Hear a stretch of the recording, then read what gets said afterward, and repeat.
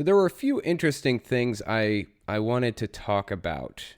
First, I wanted to talk about Jehovah's Witnesses, this Pew poll that came out about Jehovah's Witnesses. So I've talked about this poll before, but I feel like I didn't go into enough detail on it when I did end up going through it. So I just wanted to take a quick look at it and see what it had to say. Let's see here. So first, they covered the age distribution among Jehovah's Witnesses. There is, I guess, 18 years to 29 years is 15%. Strangely, they don't include anybody younger than that. I mean, people get baptized younger than that. They get baptized at like 8, 7 years old. I mean, so young. It's crazy. I think I was baptized at like 13, 14, somewhere in there. So I found it really strange that they didn't list that as an option. But 15% were 18 to 29. 34% were 30 years old to 49 years old. 29% were 50 to 64, and then 23% were 65 plus. I find that really fascinating, and the reason for that is because 18 to 29 is just a significant drop off from the rest. Like, it seems like when people get older, they start getting more religious. Like 30 to 49, that's when they start like buckling down and they're like, okay, we're going to start going to this church and we're going to start believing it and all that other junk. But 18 to 29 is really tiny. And with Jehovah's Witnesses, it's really easy to understand because you have to, I mean, they're really strict about no sex before marriage, for example. If you have sex before marriage, you're disfellowshipped and you lose your whole family. So a lot of the time, people, if you're going to get disfellowshipped, it's going to be around that age range. If you make it to 29, usually you're in it for good, typically. And a lot of the time, people get disfellowshipped in their early 20s or their late teens, and they'll come back later when they turn 30, 31. By the way, I'm about to turn 30. I'll be turning 30 next month. Who knows? Maybe I'll turn Jehovah's Witness again, right? Anyway, they have this section here to compare age group by religious group, interestingly enough. So as I said before, Jehovah's Witnesses, 15% are 18 to 29 years old, in contrast to 44% of Muslims are 18 to 29 years old. 34% of Buddhists are 18 to 29 years old. 17% of Catholics, 17% of evangelical Protestants, 34% of Hindus are 18 to 29. Mormon is 22% are 18 to 29 years old. The next one is gender composition among Jehovah's Witnesses. We've got, let's see here, 35% men and 65% women. Buddhists are 51% men, 49% women. Catholics, 46% men. Evangelical Protestants, 45% men. So we're looking at with Jehovah's Witnesses, 35% men. That's exceptionally low. In fact, it's the lowest percent men in any denomination that was polled, or any religion that was polled. Orthodox Christian is even 56% men. And then unaffiliated religious nuns, quote unquote, or atheist, or just non-believer in general, 57% are male, 43% female. Let's see. Racial and ethnic composition among Jehovah's Witnesses. Now, this is actually a unique thing about Jehovah's Witnesses in some ways. I know other religions are also like this, but Jehovah's Witnesses are actually very, very inclusive of other ethnicities and things like that. They don't want to draw the dividing line on race. They want to draw the us versus them thing on Jehovah's Witnesses versus non-Jehovah's Witnesses. That's really their focus. So you'll see a lot of diversity in the religion, in the Jehovah's Witness religion. So we've got 36% white, 27% black, less than 1% Asian, interestingly enough, 32% Latino, and then 6% other or mixed, according to this survey. Let's see, I was wondering what other religions were going to be made up of. Mainline Protestant is 80% white, or I'm sorry, 86% white. That is like a disproportionately high percent of whites. Orthodox Christian, 81% white. Muslim is 38% white, 28% black, 28% Asian. Oh, yeah, because lots of the Middle East is in Asia, I guess. 4% is Latino. That's fascinating. Unaffiliated religious nuns, quote unquote, 68% are white. These are basically your atheists. 9% are black, 5% Asian, 13% Latino, 4% other or mixed. And then the next one we've got is immigrant status among Jehovah's Witnesses. I was going to touch on this. Jehovah's Witnesses actually make it really easy to immigrate, basically, or to integrate into their society. They will set up congregations. They'll set up Spanish congregations or whatever language is most prevalent in that area, French, whatever. And people will learn it with the sole intent to speak to these people, to preach to them and things. I know because I learned sign language when I was younger for the sole purpose of serving Jehovah, basically. Because there weren't really any Spanish congregations or any of that other stuff in my area, because I lived in West Virginia. There just weren't. But there were deaf people at the conventions. So what I would do is I would sit down on the floor in the stadium when they held their assemblies, their conventions. And I would sit in the deaf section and watch this woman sign the entirety of the convention to the deaf people. And I learned how she did it. I picked up on stuff. Jehovah's Witnesses even have their own special signs for like different things. Like Jehovah is not its own sign. You would have to spell it out. So they have their own special sign. It's basically where you do the J with your pinky, you wave it in the air and kind of form a J. And as you come back up from that J, your index and middle fingers extend to become an H. So JH. They also have their own signs for like heaven, I think, or Heavenly Father, or something like that. It's really, really fascinating to get a glimpse into their culture. For those of you who haven't seen my most recent video, there's this guy named Steven Anderson. He's a pastor, and he's the pastor of the Faithful Word Baptist Church. Could not for the life of me remember what the name of it was. Faithful Word Baptist Church. He runs this big organization. He used to be part of the Independent Fundamentalist Baptist organization, which is kind of an umbrella organization that controls the funds for and organizes events for Baptist churches, certain Baptist churches. Well, he branched off from that and created the new Independent Fundamentalist Baptist Church, the NIFB.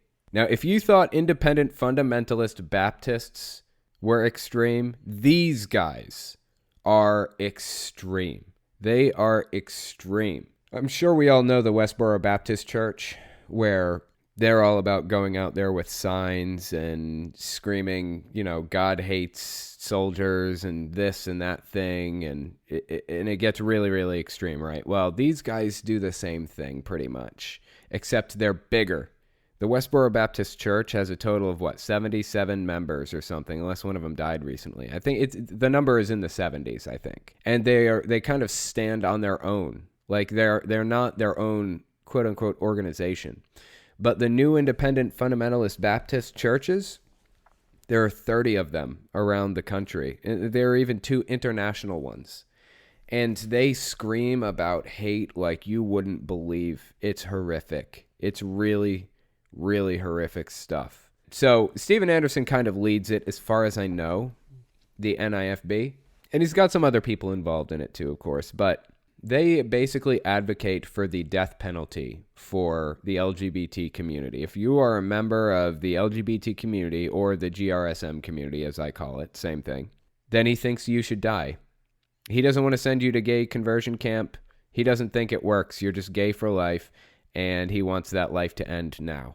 That's what he's advocating for. In fact, he's holding a conference called Make America Straight Again in Orlando, Florida, which is right around the anniversary and location of the Pulse nightclub shooting.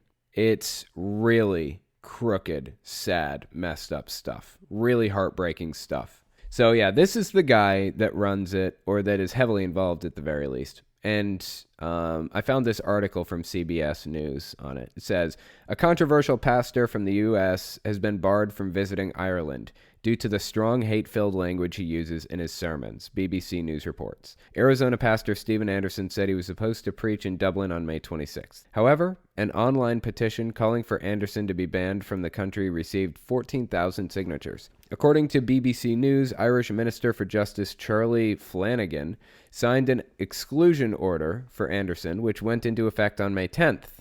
In a statement to BBC News, Flanagan said, that's such an Irish name, isn't it, Flanagan? Flanagan said he signed the order under my executive powers in the interests of public policy. BBC News notes that this marks the first time an exclusion has been granted under Ireland's Immigration Act 1999. CBS News has reached out to Flanagan for comment and is awaiting response. It goes on to say, Anderson is considered the leader of an anti-LGBT hate group by the Southern Poverty Law Center. And actually right now, myself and a bunch of other YouTubers are trying to get him labeled as a hate group by a bunch of other organizations. We're in the process of doing that right now. Me, Mr. Atheist, a Godless Engineer, and his wife, Casey. Shannon Q, Rachel Oates, just a bunch of us. Ocean, just a bunch of people. Bunch of YouTubers are trying to, stop this conference. Because as far as I'm concerned, if you are calling for violence, you have lost the right to speak to a crowd, in my eyes. So anyway, going on. He's part of an anti-LGBT hate group by the Southern Poverty Law Center. He once called for the death of President Obama. He also praised the Pulse nightclub gunman who killed 49 people in an attack in 2016. This is a bad guy. This is a bad guy. He currently preaches at Faithful Word Baptist Church in Tempe, Arizona. Don't expect anything contemporary or liberal, the church's website reads. We're an old-fashioned, independent, fundamental, King James Bible-only, soul-winning Baptist church. According to BBC News, Anderson has been barred from setting foot in multiple countries, including South Africa, Jamaica, and the UK.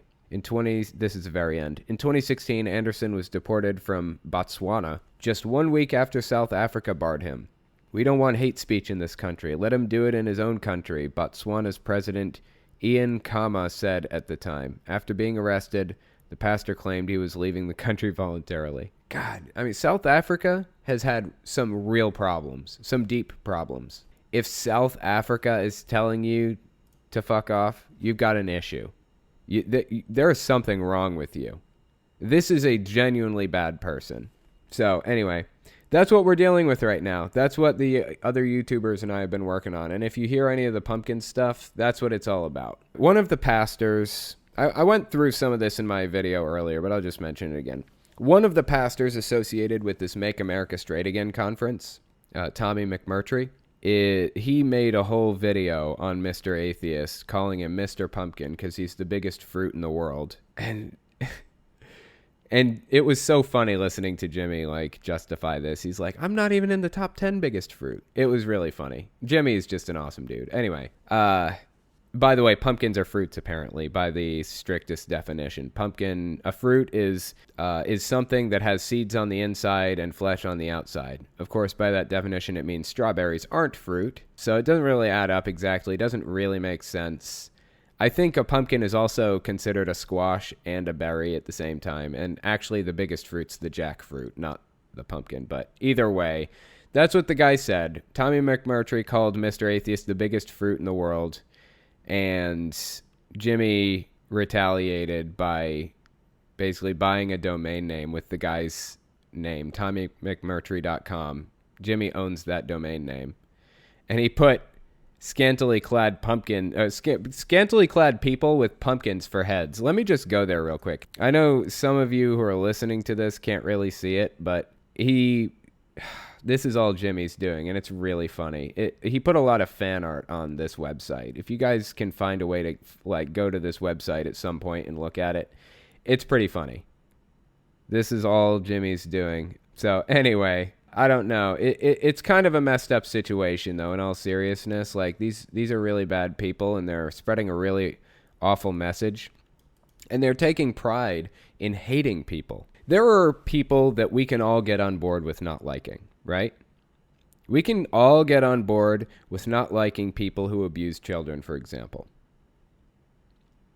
But when I talk about these types of situations, I don't use the type of language and hate that these people are using.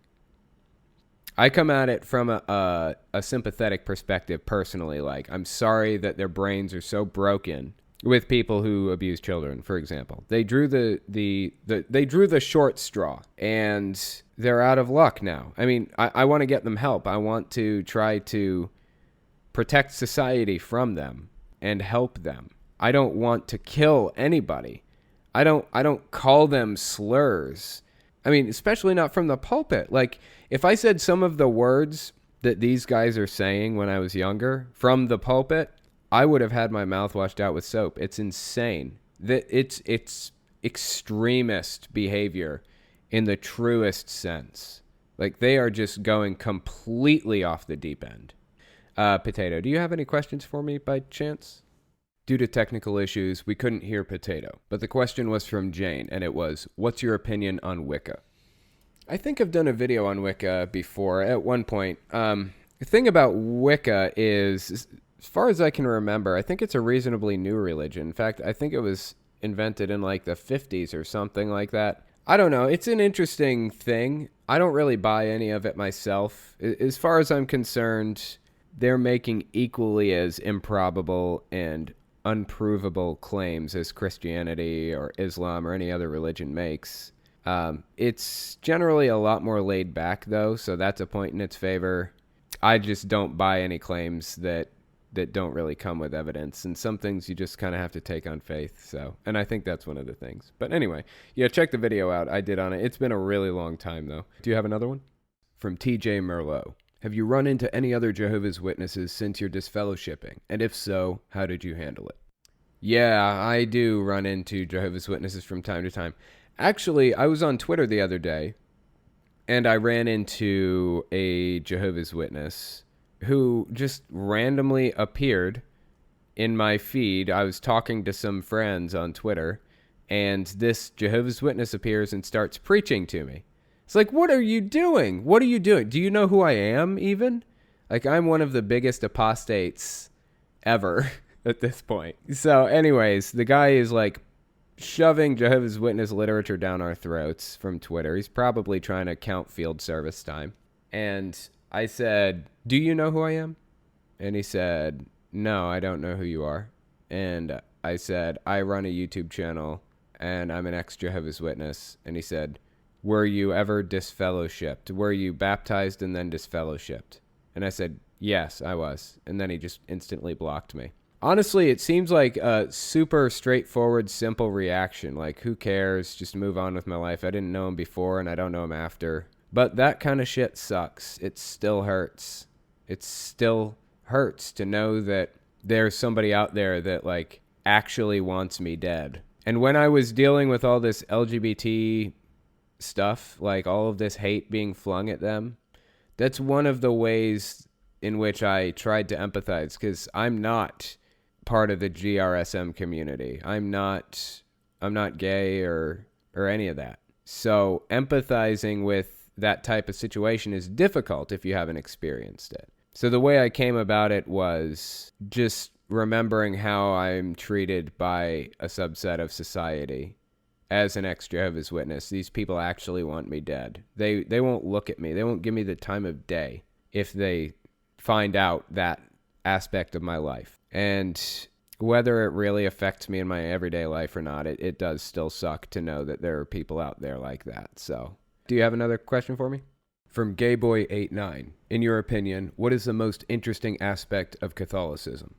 I've heard a lot of people say that Catholics are basically a successful cult. Like, a lot of the time when you hear cult, you think really small group of extremist people who have really extreme views and practices and things like that. But Catholicism is, by definition, I'm sorry, I'm going to piss some people off right now. I haven't said this on my main channel. I did address Catholicism a long time ago, but I took the video down because I wanted to rethink my position on it, and I've rethought it. Catholicism is a cult. And I say that because with a cult, you have a hierarchy that enforces a system of rewards and punishments to modify people's behavior. That's what it is. There are 3 parts to that: behavior modification, a hierarchy, and a system of rewards and punishments. And they put on this mask. So I'm sure everybody here has seen a Mormon who is just a little bit too smiley, just like perma-smile slapped on their face, just constantly happy, right? Same with Jehovah's Witnesses. You'll find some of them who are just permanently happy, like their eyes are glassy. That is the cult personality that you're staring into. Their authentic self does not exist anymore. The cult personality is formed through that system of rewards and punishments, through that behavior modification. And I see that in Catholicism too. It's a really big organization, lots and lots of money, lots and lots of members, but they modify people's personalities and replace them with the ones that are most beneficial to the cult. That's why I say that. So I know I'm going to get a lot of backlash, but I hope you guys understand why I'm saying it. I'm not just saying it because I don't like them or something. It's not about that. It's just about what I know about cults and how they operate and what their goals are. And I see that in Catholicism. So anyway, do you have one more question for me? The next question was, how do you feel about Mountain Dew? I like Mountain Dew pretty well. I haven't had it in like a long time, though. I kind of stopped drinking soda. I used to drink Mountain Dew, and then I started drinking root beer, and now I just pretty much drink water or tea or coffee, one of those 3, generally. Sometimes I drink like orange juice and stuff. That's pretty good. Do we have any more questions? PJ asked, is Orthodox Judaism an extremist religion? I don't know much about it. What I do know about Orthodox Judaism, it seems like it is. But I don't want to say one way or another because I don't know enough about it. I don't even know like what's involved in it at all. I wouldn't be afraid to call it that if I thought it was. I just don't feel like prepared to. It seems like it. Also, I got a super chat from Andrew Miller. It says, Catholics just don't know what to believe. Thank you, Andrew Miller. That's awesome. And yeah, well, let me clarify a little bit on the Catholicism thing too. Some Catholic churches aren't as extreme as others. And that's another thing that I feel that you kind of need to have a cult is unity. So maybe we should go church to church instead of calling this entire organization a cult exactly, but there are similarities between all churches. Like they all have mind-numbing rituals. They all have loaded language and cliches. I mean, there are a lot of different qualities that go with every Catholic church that you find in cults, like to a scary high degree. So anyway, something to think about. Somebody asked, so I'm a cult. You may be a member of a cult. In fact, it's possible for members to be in a moderate church that, like, say a moderate Catholic church that isn't extreme. I don't think it's usually with like cults you find unity, like I said. It's possible that you can be like a Catholic or a Mormon or whatever else and be moderate and not have that cult identity. That's possible. But if we had scrolled down a little bit more on the statistics on that Pew poll for Jehovah's Witnesses, you'd find that they have a scary unified mind with some things. For example, belief in God among Jehovah's Witnesses, less than 1% do not believe in God. Less than 1% believe in God or don't know. 90% believe in God absolutely. And 8% believe in God and are fairly certain. And it's the same with importance of religion in one's life. 90%, it's extremely important. 8%, somewhat important. The other 2% is split between not too important, not at all important, so on and so forth. So anyways, they are very much of one mind in cults, generally. So if you find a group that deviates from that a little bit, then maybe that one branch off isn't 100% a cult. But a lot of the time, that's what you'll find. Anyway, the first person I have on the list is Artistic Armory. I have Artistic Armory on here. Did you grow up religious? Are you still religious, or what's the deal? I grew up religious, but I'm not anymore. Hmm. What religion was it? I used to be Christian. I don't remember what denomination, though. Interesting. Okay. What was it like growing up in your religion? Hmm. Um, Did you go to church a lot, or were your parents religious? yeah, I used to go to church a lot, though it was with my cousin. Hmm. My parents used to attend church, I believe, but they definitely don't anymore. Really? Your parents don't go to church anymore, huh? Yeah, Interesting. I wonder why that is. So you didn't really have like a strong religious life growing up then? right. Although I did take a lot after my cousin. How so? I guess just I just kind of believed whatever she told me, you know. Is that a good thing or a bad thing? I guess for the most part, I'd say it was a good thing because as a child, I was quite a bit of a thief, Oh, really? and so like yeah, so like she kind of helped me out a little. Hmm. Although I didn't stop until like after I stopped being Christian. I wonder why that's the case. Yeah. You didn't really grow up with a Christian background, but your sister, you said, or I'm sorry, your cousin is the one who kind of formed out a lot of your ideas and philosophies behind things then. Is that right, roughly? Yeah, pretty much. Hmm. What other kind of stuff did she kind of teach you? You said she taught you not to steal and stuff like that, right? Yeah, I don't really remember what else she taught me. I kind of forgot everything from Right? long ago. I'm sure a lot of it was kind of internalized too, probably, right? Oh, yeah, definitely. I know I used to be like a raging homophobe. Really? Oh, yeah. Was she kind of homophobic or no? I don't really remember. I Hmm. don't remember where I got that from. Hmm. It was kind of funny because like at that time it was around like I think elementary, early middle school. Hmm. So I don't know, it's kind of funny like this little kid just like saying like gay people should go to hell. Yeah. Like super extreme positions for a little kid to have, right? Yeah. I And find it that turns out I'm bisexual now, so that's there you go. See? Full circle. That's yeah. awesome though that you came to realize that Yeah. and accept it because I know that sometimes accepting it and especially coming out about it can be it's a struggle that I've never been able to identify with, but I understand it's really difficult. Yeah. Do I you know like basically like it took until dating this one girl right? to help me fully realize that I wasn't straight. Because mainly because she pretended to be a guy when dating me. Oh, really? Um And you didn't know until yeah, after? yeah, because she was afraid to find out if I was like accepting of like LGBT people. And I Wow. think at that time I was really like starting to calm down about that whole thing. That's But crazy. So, like, what was your reaction and how old were you at the time? I think I was around 14. Like, how did I you react to it when you found out that she was really a girl? I was a little surprised, but I kind of just found it more romantic than anything, I Really? suppose. Yeah, some people call it abuse or manipulation. I'm not really sure. You don't feel like that really fits in this case, though? I don't, I don't think so.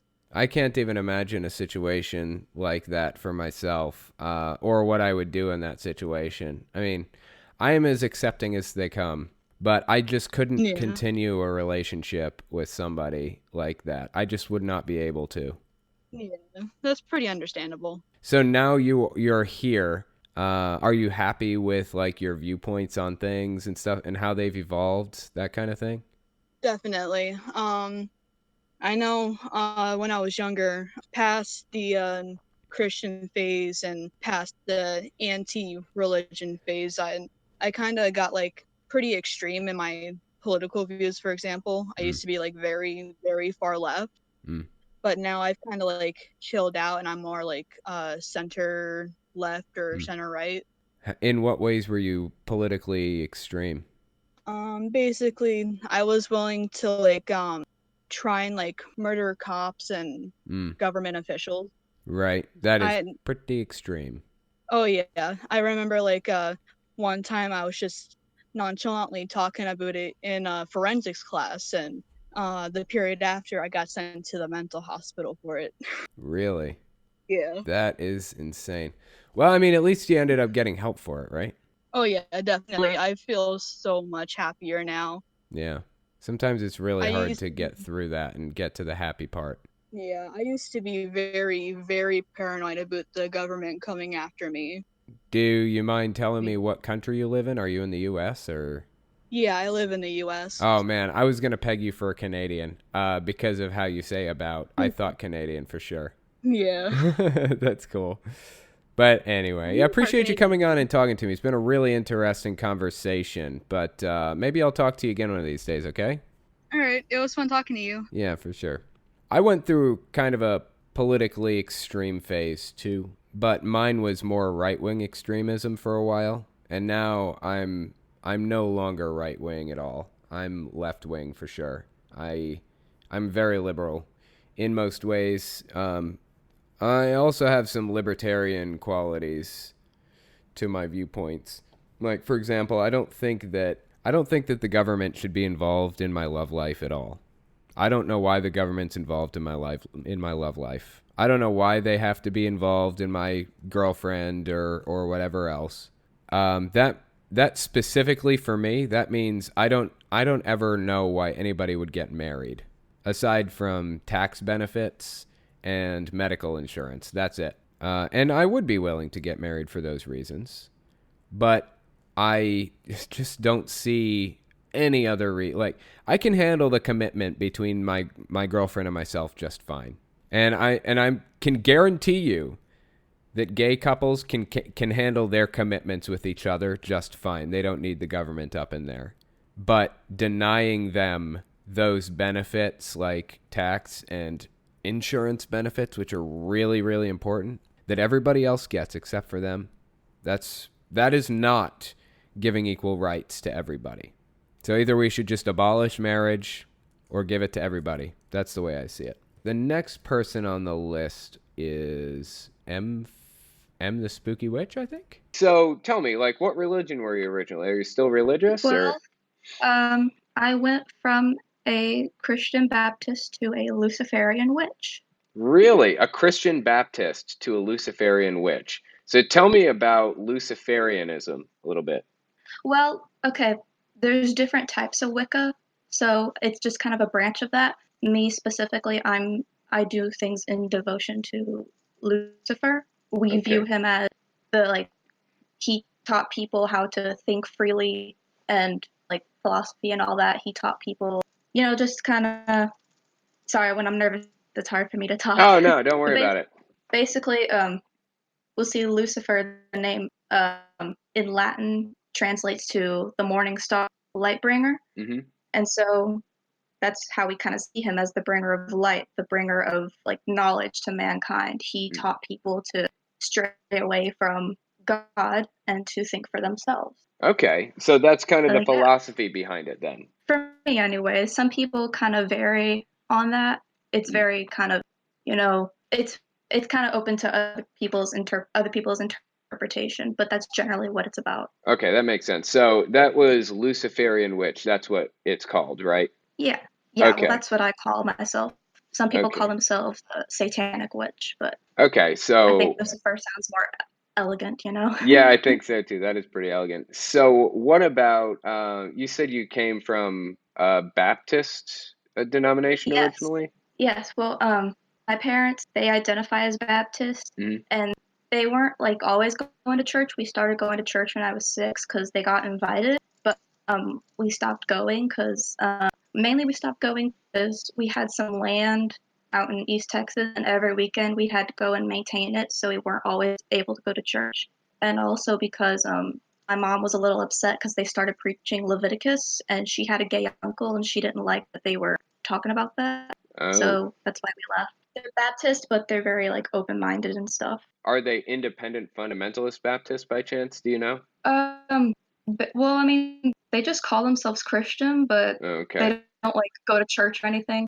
got Really, you. my mom actually, she kind of told me how she doesn't really she feels more comfortable, like when worshiping. She feels more connected to God, like when she's out, like going for a walk or something, and like in nature, rather than in a stuffy old building surrounded by people she doesn't know. So Sure. yeah, That makes sense. Well, at least my like your parents aren't super extreme then, right? my dad's just kind of chill. Like like for example, like some of the stories like Moses or Adam and Eve, he believes those are kind of like fables that you're supposed to take lessons from. He doesn't believe that they're literal stories. And Okay. then both of them taught me, well, over the years, things can get mistranslated. That's why there's a lot of weird stuff in the book. So Well, at they, least they taught you that yeah. because that's super true. I mean, if you go through some of the like original manuscripts and original translations, they do not mean anything close to what they claimed they meant. It's really Oh, yeah. crazy. The old Hebrew, because I think it was Hebrew, that's what Mm. the old texts were written in, is a lot different from modern day Hebrew. So Yeah. even that can get weird. Yeah, and large swaths of it were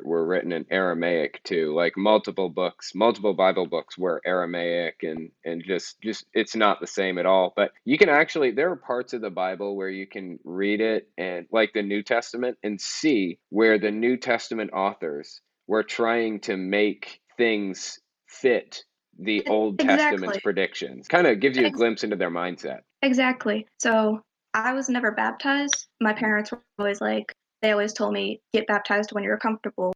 Mm, And I just never ended up doing it. I didn't learn to swim till I was 10, and I was very freaked out about having to go underwater. So mm, that's mm. why I never did it. So yeah. Yeah, that makes sense. I think that what age do Baptists usually get baptized? Do you know? Is it around 10 or so Well, or my parents didn't get baptized until we started going to this new church. So they would have been in their 40s by then, but people of all ages get baptized, at right? least at our church that we used to go to. I know that in my church, in Jehovah's Witnesses religion, they really push people to get baptized as early as possible. Like, you'll find people who are getting baptized at like 20, 30, 40 years old who are just joining the religion for the first time. But for the most part, when you look in front of, like, in the front row, you'll find like 10 to 13-year-old kids, and then you'll find the occasional 8-year-old kid or 7-year-old in there. And Yeah, it's like I nuts. think honestly, I think if I were a Christian and I were raising my kids Christian, I would tell them, um, do it when you feel like you're most Yeah. comfortable. And if they feel like they're comfortable when they're young, then so be it. But if they want to Right. wait, then all right. Right. I know that my daughter Kylie was really pushing to get baptized as a Jehovah's Witness because my mom was like brainwashing her into it. She doesn't really have that desire Oof. anymore, luckily, but that's what I worry about. Like if a kid wants to get baptized really, really early, I worry that somebody pushed them into it. Like in my viewpoint, I feel like if somebody isn't old enough to get a tattoo, which is a permanent decision, or to get married, or I to agree. smoke cigarettes, why are they old enough to make this life-altering decision, this, dedication to this organization? Of course, it's a little different with Jehovah's Witnesses because it's more serious than Right. others, but still. I remember earlier you were talking about like I recently saw your Wicca video. Like Mm, I'm kind of new to you, and I decided to search for that. right. and and I thought it was really good. But like I kind of wish you went into maybe talked about like the different branches of Wicca because there's so much to it. Mm, There's Christian witches, there's atheist witches. I've met a Mormon witch, believe it or really? not. That's There's interesting. oh yeah, Yeah. and like Mm. it's there's a ton of stuff. Sorry, I'm kind of rambling. Oh, no, I'm no, a you're bit good. nervous. No, you're good. That I know that's true. There is a lot to it, and I actually had like a lot of requests for like for Wicca to cover Wicca all the way up to that point, and I had been putting it off and putting it off because there is so much involved. It's so difficult Yeah, to know. It's almost like you got to completely immerse yourself in the culture to get a good grip on how everything works, and right. yeah, so I tried to take mostly broad strokes with the video and just kind of give a history of it, but one of these days maybe I'll revisit and go into more detail. Yeah.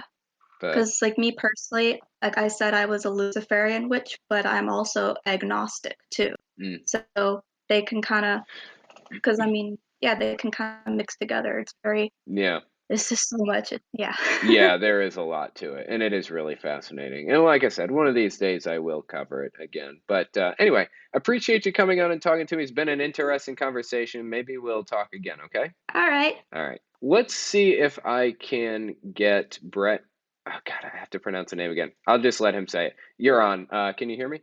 Hello? Hey, that sounds a lot clearer. Everything seems to be Okay. working. How's it going? Yeah, I switched.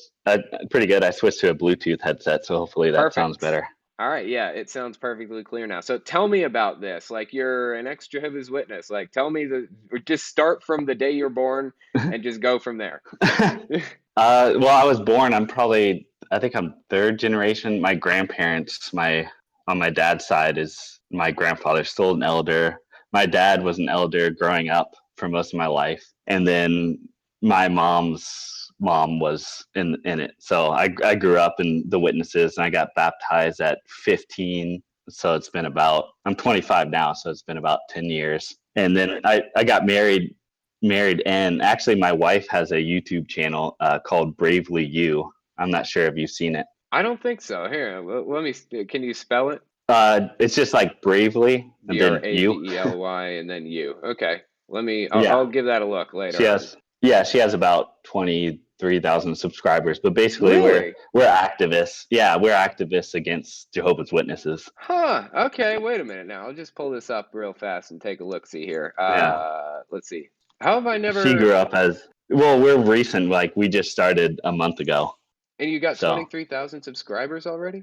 yeah, That's yeah, nuts. it's very surprising. Yeah, we are talking out because my wife was actually abused as a kid by her father, who was an elder, and we went to court. That was the first thing. A week after we got married, in the or 2 weeks after we got married in the Kingdom Hall.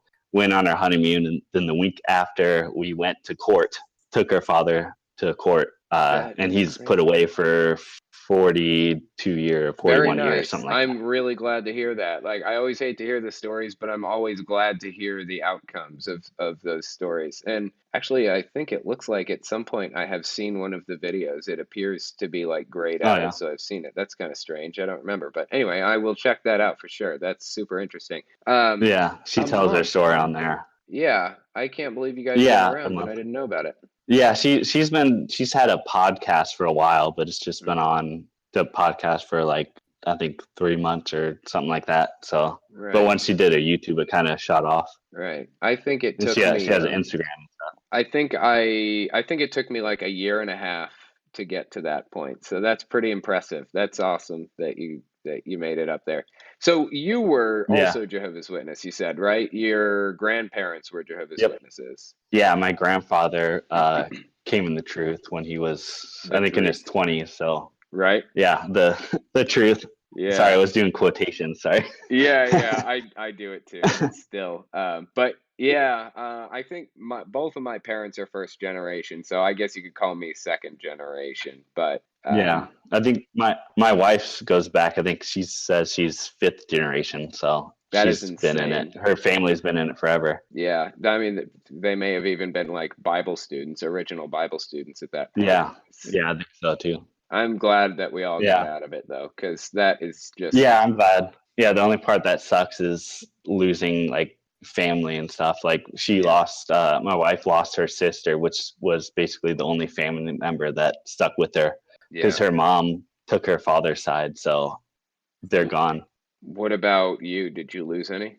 Um, I'm like halfway. Like, I'm pretty sure my family, because I'm also on the YouTube channel with my wife, so I'm pretty sure my parents have seen it, but they also still talk to me. So I'm not sure like how they stand. Like we haven't. We're about to send our letters in, which I'm surprised actually we haven't got a letter in the mail about being disfellowshipped, especially with Mm, 23,000 or subscribers or so. Yeah, but I think it helped because we moved from Georgia to Portland, Oregon. there you go. Did you have like, yeah, all right, here's one problem. So you guys are basically freshly out of the religion, right? In the past like 6 months or so? Yeah.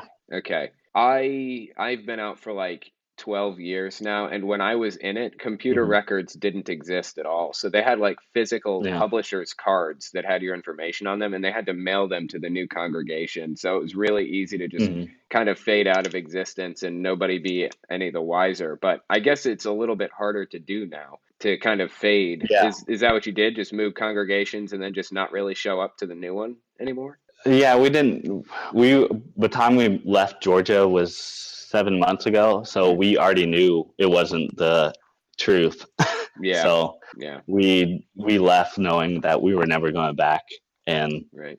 they haven't really contacted us here at all. So But we just we wrote letters, but we also I sent a text to the elder that was in the congregation I was from about, and my wife did also, about we wanted to leave, but they were like, we need a letter ugh, that's hand signed by both of you yeah. to remove you from the congregation. All right, you know what? Fine. Don't even like if they're going to require me to put more effort into that, I'd be just like, whatever. Just Yeah, I won't even bother. But sometimes it's nice to be able to like stick it to them so that they just don't have your yeah, names on the books anymore. So you're not adding to their yeah. numbers or whatever. Yeah, that's where we're at so far, because we don't want to support them at all. Like Yeah. with their numbers, we want Yeah. to like just remove our names, but it's just tough for, like, we literally have to hand write everything and send it off. So we've just been neglecting it. Yeah. What about the memorial? Did you go to the last memorial, or are you going to go to the next Uh, one? no, not. We haven't went to the last one. We went to the one before that.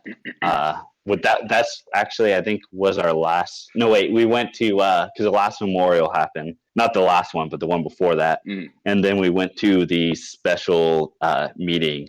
That Right, I was the remember the last meeting special I've ever been meetings. to. I wanted to mention, if you want to get your wife on, then all three of us could talk one of these days for like a full 30 minutes if you want, just to chat about it or whatever. Just something to think about. Just mention it and add me as a Yeah, friend on Discord, and I'll see if I can track you down one of these days, and we'll do that if you're interested in yeah. it. She's right next to me, and she said she would. Okay, well, hey, I'd be glad to have you on. That'd be pretty cool. But anyway, yeah, it's been an awesome talk. I appreciate you coming on. Glad that we got that worked No. out because it's been an interesting conversation. But I will talk to you guys And later what? on, okay? Oh, I want to mention that you actually helped me wake up too. Oh, did You I were one of the really? people. That is so Yeah, awesome, man. I'm so glad to hear that. I just want to thank you for that. Yeah, well, thanks for listening. It was basically not me at all. I mean, you guys are just, you opened up to listening. If you hadn't opened up to it, then you'd still be stuck in there. So a lot of it was you guys doing on your own. But Yeah, anyway, thanks. yeah, thank you for watching my stuff and everything. But yeah, I'll talk to you guys later Mhm. on, okay? Okay, sounds good. Yeah, that's super fascinating. Really glad to hear about all of that, and I got a new channel to take a look at some point. So that's pretty great. Anyway, all right, appreciate you guys coming and giving this a listen. It's been a really awesome podcast. Really had fun with this. I will talk to you guys next week.